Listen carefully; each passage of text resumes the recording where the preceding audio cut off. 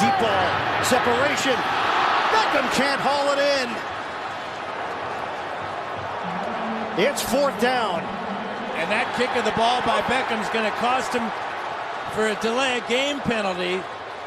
That'll bring up a 4th down and 7 instead of 4th and 2. 3 flags came flying down. After the play was over, delay of game offense number 13 for kicking the ball. It will be 4th down after the 5-yard penalty.